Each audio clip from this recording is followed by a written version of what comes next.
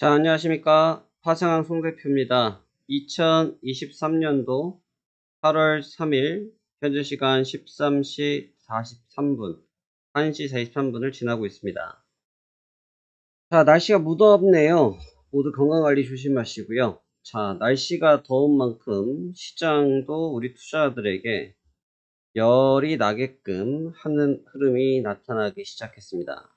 자, 그러면 그 흐름이 무엇이었는지 지난밤 지수부터 한번 살펴보면서 말씀 나눠보도록 하겠습니다. 우선 지난 거래일 우리 증시 및 아시아 증시들은 전체적으로 폭격을 좀 맞았습니다.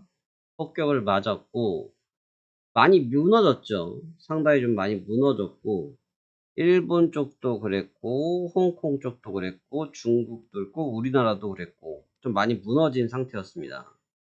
근데 이 무너짐의 원인은 앞서 밝혀드렸던 부분처럼 갑작스럽게 예상을 좀 뛰어넘는 미국 쪽에서의 신용평가죠. 신용평가에서 등급을 하향 조정하면서 상황이 발생이 됐습니다. 특히나 그 신용평가의 조정을 세계 3대 신평사라고 부르는 곳에서 일이 진행되다 보니까 시장이 순간적으로 경직되어질 수밖에 없었고요. 그 경직되어진 부분으로 인해서 결국은 조정에 대한 흐름이 연출되었습니다. 근데 이제 여기서 주목을 해야 될 부분은 뭐냐면 우리나라, 중국, 일본 이런 국가들의 움직임들을 놓고 봤을 때 이미 조정을 받고 있던 상황들, 상승을 물론 하고 있었지만 미국 다우지수처럼 트렌드를 타지는 않은 상태에서 흐름을 갖고 있다가 이번에 금리 신용등급을 조정을 하면서 충격을 갑작스럽게 많이 받았고 이 충격적인 부분이 다우지수에도 결국은 영향을 미치느냐 안 미치느냐 이 여부였는데 지난 새벽 치열하게 등락을 갖고 싸움을 했습니다만 결국은 붕괴가 되어지면서 하락 마감하였습니다. 348포인트 굉장히 좀 의미 있는 포인트고요. 평균적으로 움직이는 변동성 수치이긴 한데 보시다시피 7월 10일부터 쉬지도 않고 올라왔던 주가 7월 27일 날 딱 하루 쉬어줬고 그 뒤에 쉬지도 않고 움직였던 증시고 저점이 33,944 그 다음에 고점을 35,600 봤을 때 약 2,500포인트급 이상의 강력한 레인지를 걸었던 구간에서 나타난 큰 조정이기 때문에 의미를 부여할 수밖에 없습니다. 왜 그러냐면 나스닥이나 이런 쪽의 주가의 흐름들은 등락을 반복하면서 조정을 받고 그 다음에 재차 상승하고 조정을 받고 재차 상승하고 다음에 다시 조정을 받고 이런 식의 방법이었기 때문에 어떻게 보면 투자자들이 좀 단단하죠. 시장의 참여자들이 좀 단단합니다. 저런 식의 움직임들은. 그래서 투매 형상이 나올 확률도 거의 없고 안정적인 플레이가 이루어지기 마련인데 문제는 다우지수는 너무 일방적인 상승을 보였던 가운데 부러져 버렸기 때문에 이 흐름의 연속성의 여부는 한번 지켜볼 필요가 있습니다. 자, 그래서 이 점에 대해서 어제도 말씀을 드렸고 오늘 다시 한번 말씀을 드리는데 말씀을 드린 이유는 뭐냐면 지금 이 구간에서 나타난 이 조정이 크기 때문이 아닙니다. 기껏해야 작은 음봉 하나죠. 크기 때문이 아니라 지금 나타난 조정을 그냥 희석하기 위해서 이 상황 자체를 뒤덮기 위해서 내뱉고 있는 멘트들이 별로 좋지가 않습니다. 지금 투자 분석가들, 미국에서 하고 있는 투자 분석가들이 이야기하기에 현재 상황이 심각하지 않다라는 이야기들을 계속 반복적으로 하고 있습니다. 근데 그 반복적으로 하고 있는 말이 문제가 뭐냐면 이게 지금 12년 전에도 한번 했었는데 지금과 12년 전에는 완전히 결이 다르다 이런 이야기를 하고 있죠. 그 얘기는 분명히 맞습니다.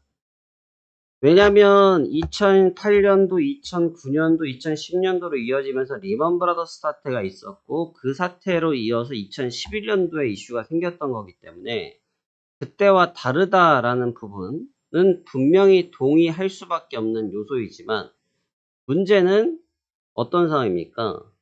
정부 측이나 투자 분석가 측에서 말을 했던 내용들이 실제로 증시에서 반영되어지는 부분보다는 투자 심리에 의하여 반영되어지는 요소가 더 크기 때문에 그렇죠. 근데 말은 그렇게 나오고 있지만 실상 투자들은 이것보다 더 심각하게 받아들일 수 있고, 그리고 당연히 강한 급등한 이후에 기술적인 조정은 제가 항상 말씀드리지만 불가피한 부분이라고 말씀드리지 않습니까? 불가피한 부분인데 이 불가피한 부분을 배제하려고 한다? 이거 적합해 보이지 않다라는 거죠. 그래서 지금 여기서 나타난 이 조정에 대한 부분을 너무 가볍게만 생각할 필요는 없다. 오히려 좀 긴장감을 가지고 가는 게 맞다. 위협감을 드리기 위함이 아니고 이런 구간에서 여러분들이 판단할 때 가장 중요하게 생각해야 될 건 뭐냐면 아주 쉽죠.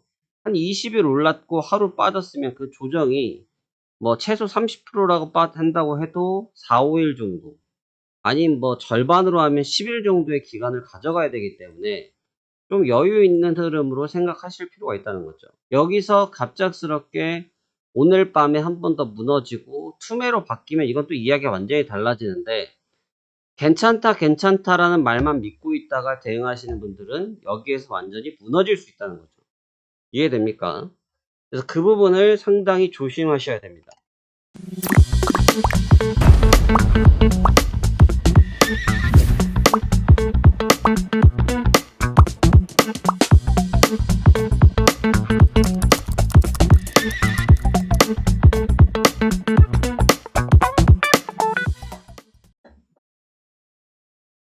그래서 지난밤 나스닥 쪽과 다우 쪽 모두 흐름은 좋지 않았고요. 나스닥 쪽도 일단 긴급하게 21선을 붕괴하는 강한 음봉이 연출되었기 때문에 지금 상황이 상당히 무거운 포지션에 놓여져 있다고 볼 수 있습니다.